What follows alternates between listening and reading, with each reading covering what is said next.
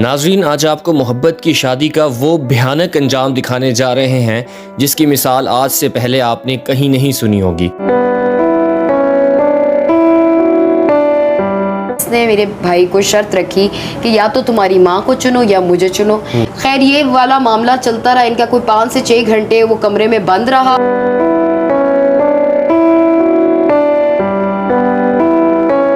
कि उस पानी में कोई ड्रग थी, लाइक बेहोशी की दवाई या कुछ, क्योंकि ये उसको वहाँ से कैदी बनाकर एक किस्म का लाहौर लाना चाहते थे। वो रस्सी है जिससे बांध कर शेख साहब को लाहौर लेकर आए। तो हिरा मैडम जो इसकी बेगम है बीच में आ गई और कहती है मैं अपने कपड़े फाड़ दूंगी, अगर मेरे बाप को या भाई को तूने हाथ लगाया मैं अपने कपड़े फाड़ के बाहर सड़क पे निकल जाऊंगी।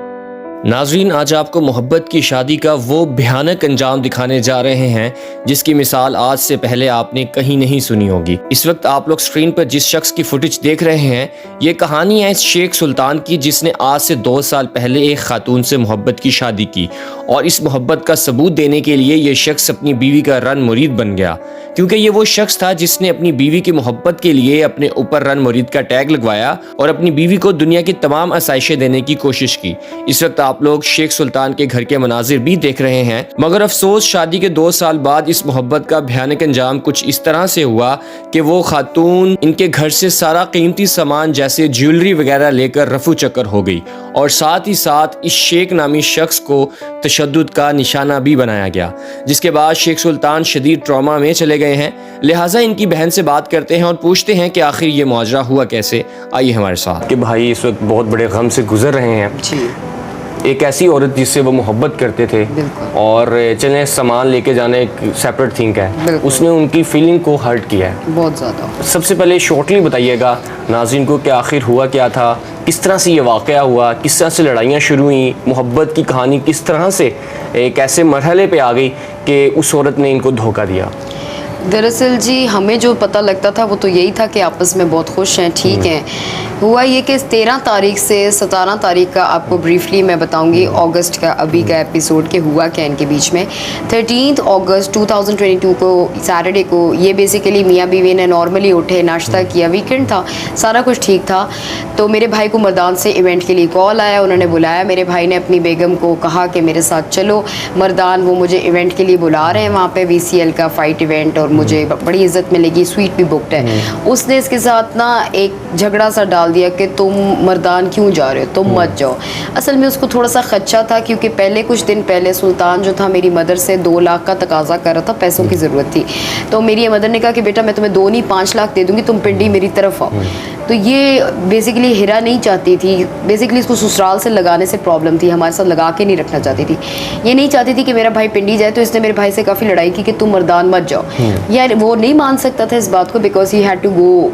तो उसने इसको बोला, इनकी आपस में जो भी बहस मुबाहिसा हुआ उसमें इसने मेरे भाई को शर्त रखी कि या तो तुम्हारी माँ को चुनो या मुझे चुनो, इसलिए तुम अपनी माँ को बराए मेहरबानी ब्लॉक करो, डिलीट करो, तुम अपनी माँ से कोई कांटेक्ट नहीं करोगे, कोई बात नहीं करोगे, और ना तुम पिंडी जाओगे।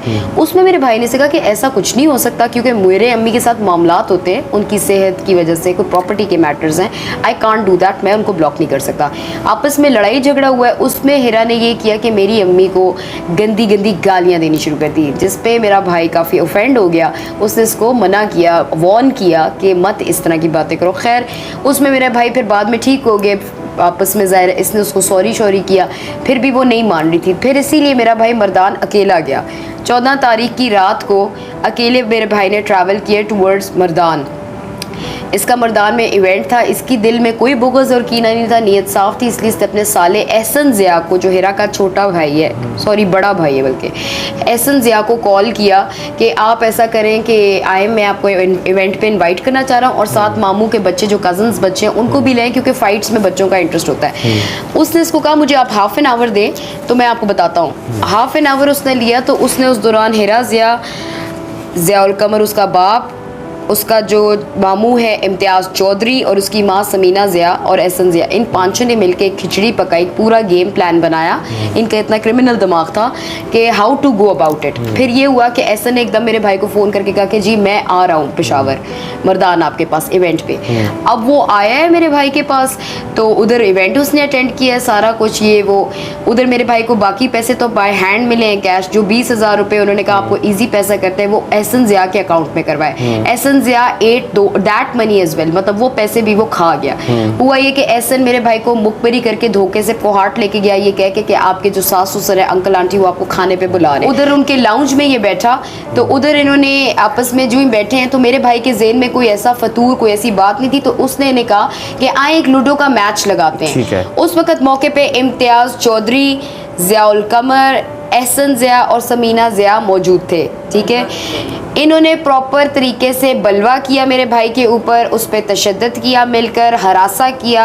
ये इम्तियाज़ चौधरी ने गन रखी हुई थी, वो उसको दिखा दिखा के चादर में के पीछे से बार बार दिखा रहा था कि तू मेरे हाथ से ज़ाया हो जाएगा, और धमकियां बेधड़क दी अकेला समझकर मेरे भाई को, और काफ़ी ज़्यादा हरासा किया। उसके बाद ये हुआ कि इन्होंने धिक के उसको कमरे में बंद कर दिया और उसका मोबाइल उससे स्नैच कर दिया। Obviously it was surprising for him, plus वो अकेला था और उसका मोबाइल रख लिया ताकि वो हमसे रब्ता भी ना कर सके। खैर ये वाला मामला चलता रहा, इनका कोई 5 से 6 घंटे वो कमरे में बंद रहा।